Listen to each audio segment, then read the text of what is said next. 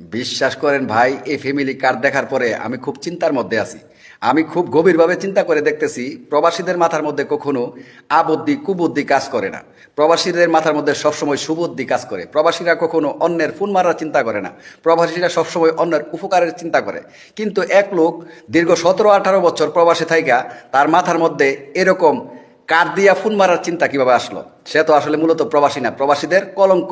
সে প্রবাসে বসে বসে চিন্তা করে দেখছে, স্বৈরশাসক রেন্ডি হাসিনা যদি 10 টাকা দর চাউল দেওয়ার কথা বইলা 17 বছর জনগণকে ফোন মারতে পারে, তাহলে আমি কেন পারবো না? আমিও একটা পন্থা অবলম্বন করি, একটা কার্ড দেখাই।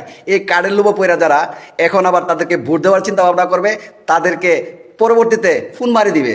এটা হচ্ছে ভাই টাকা দেওয়ার কার্ড না, এটা হচ্ছে বুট নেওয়ার কার্ড। বুট নেওয়ার পরে কি মারবে? আপনাদেরকে, জনগণকে একেবারে ইচ্ছা মতো ফোন মারিয়ে দেওয়ার জন্য প্রবাসে বৈশা বৈশা ফোন দিয়ে আটকাইছে।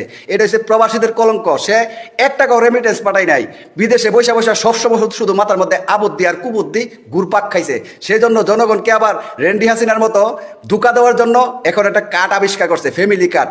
এটা কিন্তু ফ্যামিলি কার্ড না ভাই, এটা হচ্ছে ফোন মারার কার্ড। এটার নাম দেন ফোন মারার কার্ড। এটা হচ্ছে ফোন মারার কার্ড।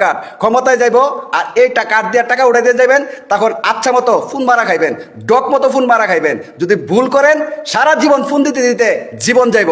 ফোন মারা আপনাদের শেষ হইতো না। 17 বছর ফোন মারা দিয়েছেন, সারা জীবন ফোন মারা দিতে হইব আবার যদি ভুল করেন।